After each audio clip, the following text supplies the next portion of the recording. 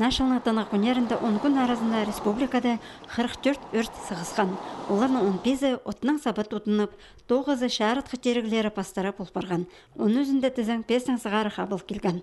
6 кізі өрен, анжоқ кізі балығылатқан. Бей айманда бұл күнерді бірай 5 өрт санға алылған. Бір кізі өрен, көп сабазында туралар көйгенір. Байрамнар тозында кізілер пұс аланы бізшалар. Мұндық іскі базы тамқы кере қозыл бірші.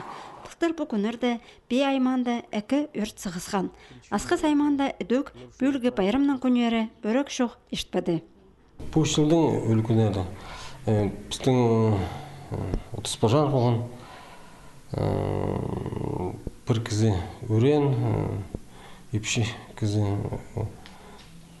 Алап Чинаев, жилой дом. Бей база асқыз аймақтарындағы өрт өсіржаңдарының шоғының алардағы ағыз тұрулар 6-7 шаларды оқ бүдірілгенер. Олар оға ергілер, өртке бір кілі қабыл барып шалар. Байрамнар алынды, шонға шарыдығылық тоғыздар апарылғанар.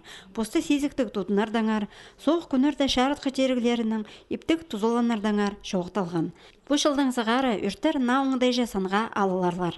2019 жылының 1 январынан сығары ұлғыда немес от қабыл келзе, көз дімге алызы, сөп сып, алайба от күй сықсы, ол өрт сықпарғанға саналар. Аның үшін паролық кізе қатығыластар салалар.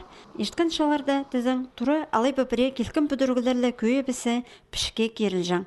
Амды пұшылдың сығары өрттер саны үспары бізір, түпшелер, аймақтардағы өрт өсір жаңдар.